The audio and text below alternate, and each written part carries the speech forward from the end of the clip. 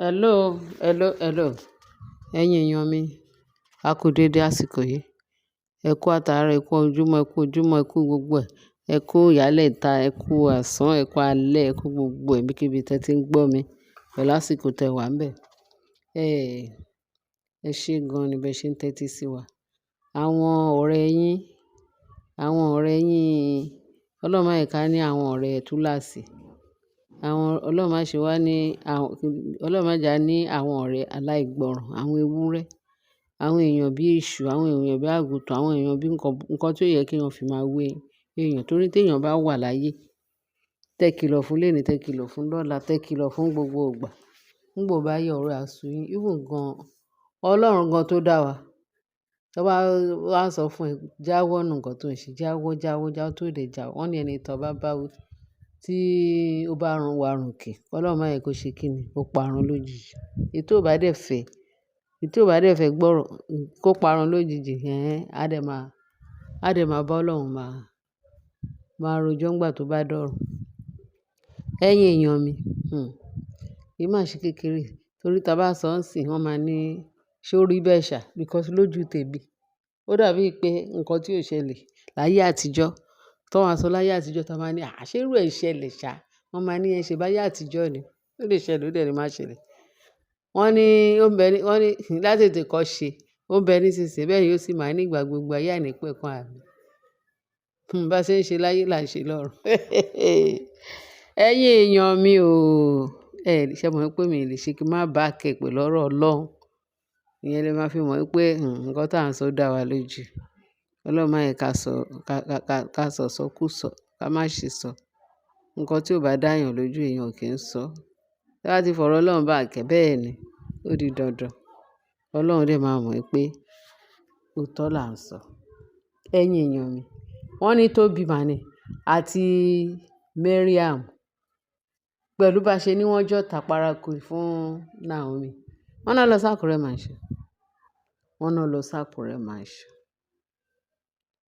Ẹ sọ pé kí ni wọ́n lọ ṣe?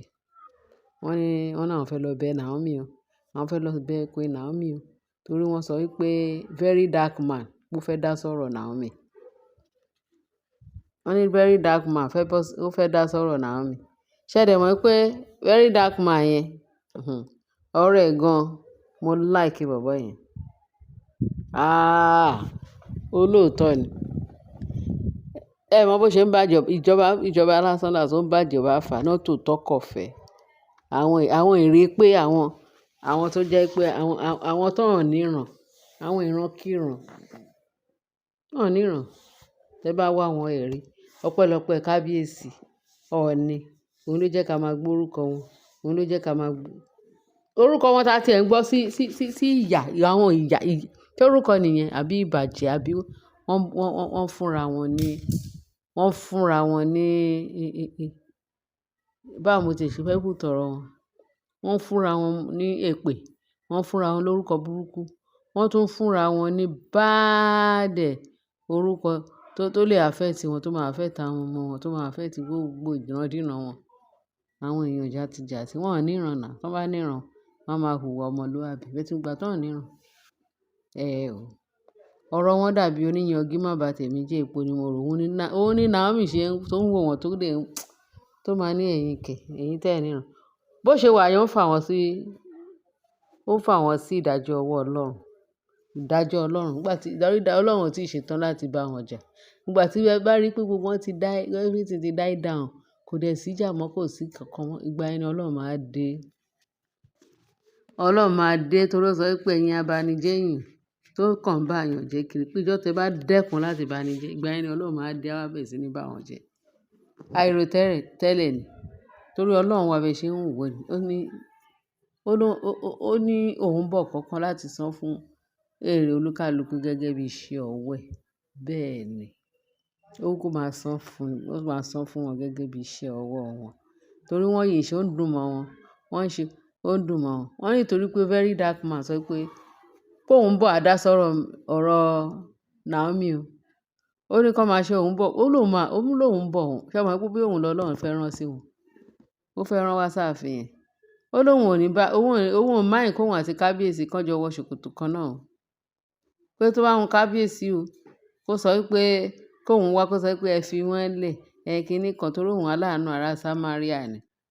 Kábíyèsí ìgbà míì tó bá ṣe nǹkan tó jẹ́ pé kí a máa sọ wípé ṣé tí ẹ rí ẹni tí a ti torí ẹ̀ ń gbààwẹ̀ tó ń jọ̀sán. Ṣé ó tọ́ sí kábíyèsí pé tó tiẹ̀ dá?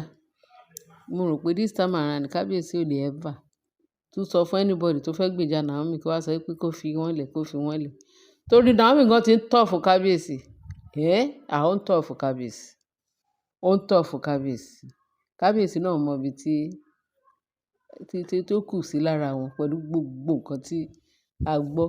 Bí a ṣe ń gbọ́ ni o, a gbọ́ ní íńtánẹ́ẹ̀tì ni, a dẹ̀ gbọ́ ní, a dẹ̀ lọ sí ààfin lọ gbọ́. A kò dẹ̀ sẹ́ni tó wá ta wá lólobó. Ṣé ó yé wa báyìí? Wọ́n ní very dark man ó ń bọ̀. Pé tóun bá dẹ̀ dé, kò sẹ́ni tó máa là òun. Tí kábíyèsí máa rẹ́dì kò gbọ́dọ̀ là òun pé àwọn méjèèjì máa wọnú ìjà. Tó bá wù wọ́n, ó wá wù kábíyèsí kó sọ wípé bójú Naomi ló yàn láàyò, bí Mariam ló yàn láàyò, bí Tóbi ló yàn láàyò, bí Ashley o, bóyá olórí Rónkẹ́ ni o, ló máa sọ wípé kí ló ṣubú tẹ̀ ọ́, pé ó máa support àwọn yẹn ju Naomi lọ. Ó ló dìgbà náà nà. Kí ni nǹkan àwọn èèyàn bí èṣù, àwọn èṣù bí èèyàn bọ́ ṣe gbọ́ pé very dark man ń bọ̀ wá fún wọn. Owó náà ṣe gbọ́ná lé Naomi lánàá. Àbí láàárọ̀ ìtẹ̀ náà pé wọ́n náà débẹ̀ wọ́n bẹ̀rẹ̀ sí ní bẹ̀ ẹ́.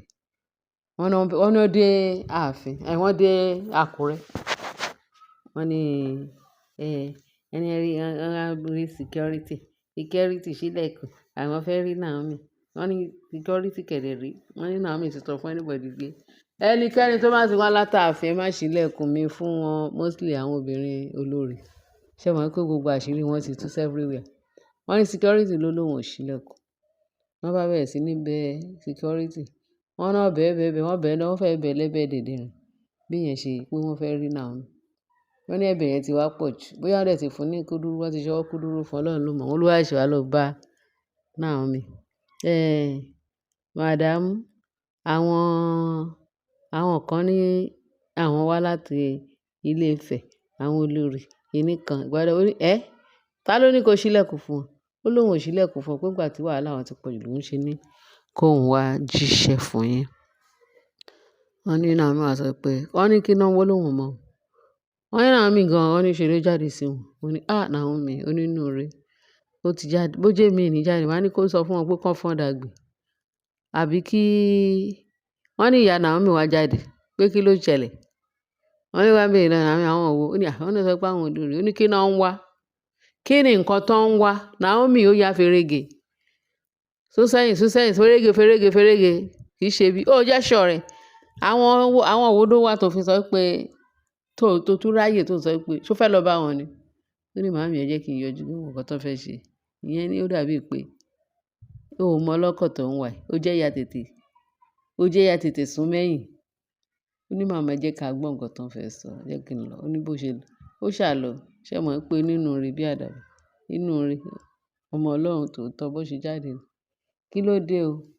Wọ́n ní bọ́dẹ̀ ṣe fìkúnlẹ̀ bẹ́ẹ̀ ni. Wọ́n ní pẹ̀lú gift ńlá tó gbé wá o. Wọ́n ní pẹ̀lú gift o. Wọ́n ní wọ́n wá bẹ Naomi pé kó jọ, kó jèbù rẹ̀. Àwọn mọ̀ pé àwọn ti ṣẹ Naomi tipẹ́tipẹ́.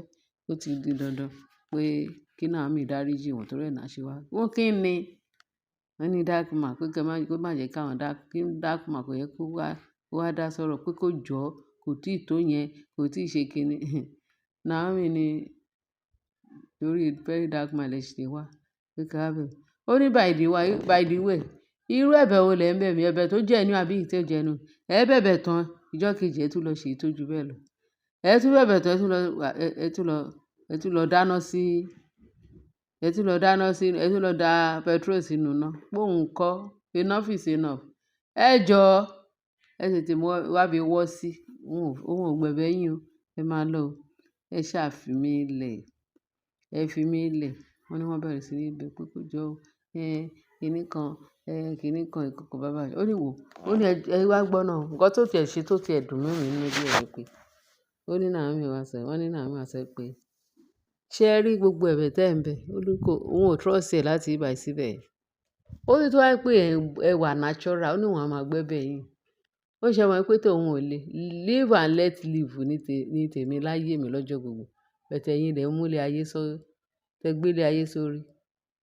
Pé ṣé ẹ rí, kóhun tiẹ̀ tó gba yín ní ẹ̀bẹ̀ tí, pé tẹ bá ti repent, tẹ dẹ̀ ti sọ pé ẹ ti born again. Gbogbo òrìṣà tẹ gbé sílé, tẹ gbé sábẹ́ bẹ́ẹ̀dì, tẹ gbé sí ẹrù mọ́lẹ̀, pé ẹ kọ́kọ́ lọ sọ pé ẹ ti kó gbogbo ẹ̀ dànù kẹsùn ná.